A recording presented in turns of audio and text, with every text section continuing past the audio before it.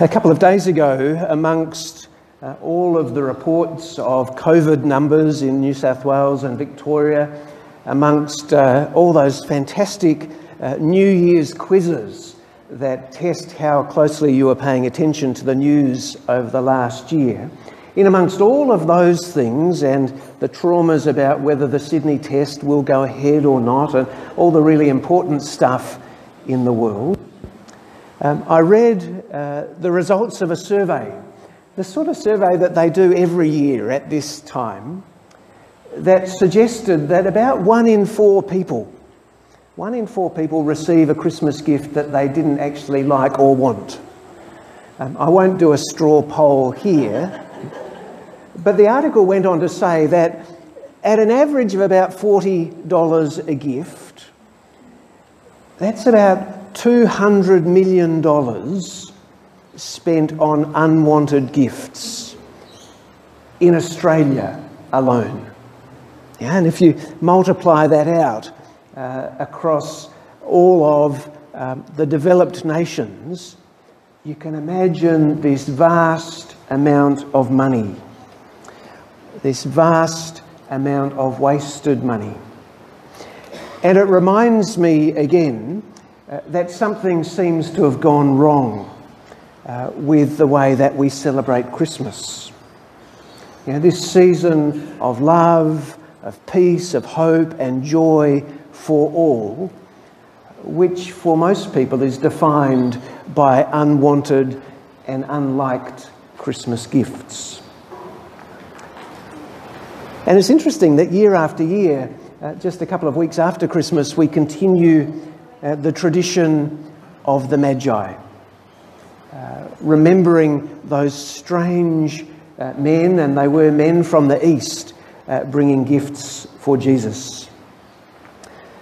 Of course, there's the alternate story, and someone sent me again that email that they tend to send me around Christmas time that asked the question, what would have happened if it was women who came to bring gifts for Jesus instead of wise men? And of course, they would have asked directions, they would have arrived on time, they probably would have helped deliver the baby, certainly would have cleaned up afterwards, and they would have brought useful things, probably a casserole, something else as well. But instead, you know, we remember the wise men, and we hear the story of their long journey, and we wonder again about these strange gifts that they brought. You know, strange gifts with deep symbolic readings, and you know, tomes have been written about those gifts over the centuries, layered with deep meaning. Gifts that all bring layers of significance to the story. But at its heart, you know, it's an incredibly simple story.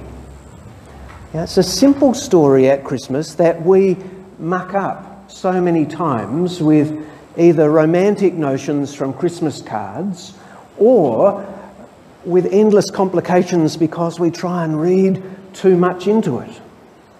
You know, we spend hours looking for the meaning in every hidden detail. But I think one of the great gifts of the story of the wise ones is that it reminds us that finding Jesus, finding the Christ child, isn't always simple. It's always true that people come by a roundabout route with complex histories, with sin and muddle and false perceptions and wrong starts. And you know, it's no good saying to them, you have to become simple or you'll never find Christ, as if that could be done just by wishing it. I think the real question for those of us who bring the muddle of our lives on the journey to find Jesus is, can you take all of that complicated history with you on a journey to the manger and not be so weighed down by it that you give up before you reach your goal? Because all of us, along with the gifts, bring so much baggage.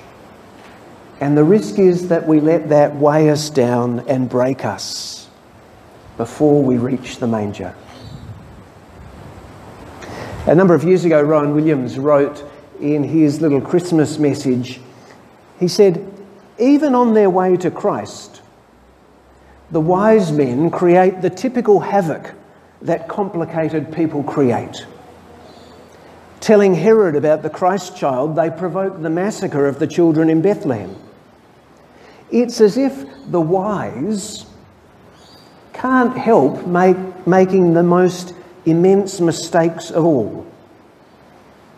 He said, "The strategists who know all the possible ramifications of politics miss the really obvious things and leave in their wake havoc and suffering."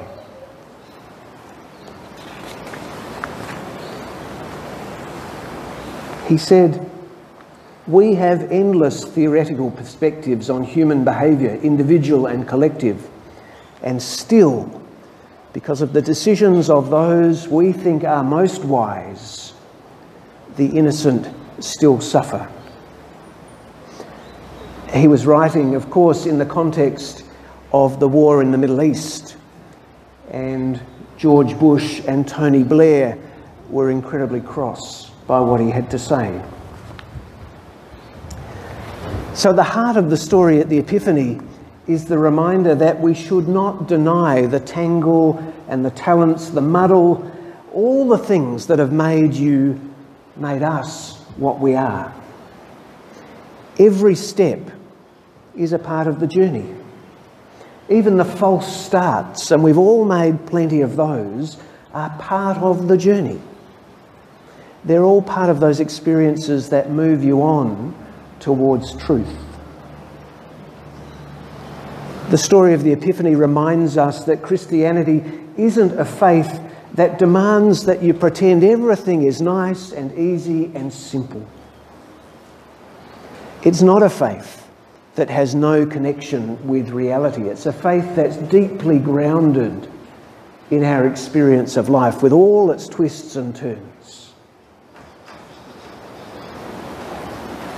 The magi show us that we're invited to bring all the things that have made us who we are, and to bring them neither with pride nor embarrassment, in order to offer those things as a gift. It is possible, the story tells us, to say to God, "Use my experience and my mistakes and my false starts. Use all the things that have made me who I am in order to let your love shine in the world."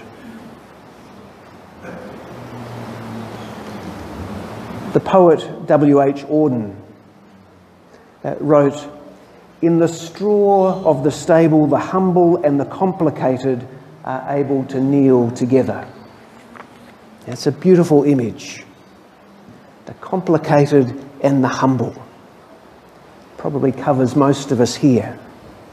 Now, what a gift that is, to be able to come with all the complications of our lives, like those wise men, and bring our gifts to Christ's. And so, once again, at Epiphany, we find ourselves with those strange men from the East who came late to the party, who came by a circuitous road, who brought strange and inappropriate gifts for a small child. We find ourselves alongside them and the humble and the simple, the children, the shepherds, all those others on the edge. And we stand together gazing on the child who's been born to bring us hope. So maybe, as we journey towards next Christmas, we can all make those resolutions that I know Josie and I make every year about spending less on Christmas presents and making it less complicated. Perhaps as we journey towards next Christmas, we can think a bit more about how we spend our money in the lead up to Christmas, to think about the waste and the excess, to think about how we might do it better. Maybe some of us will do a better job next time. We never do. Each year we try. But even if we don't, we're reminded in that story of the wise ones that we will still be invited in with all those others to stand by the manger and celebrate the coming of Christ into the world once again. In the name of God, Father, Son, and Holy Spirit. Amen.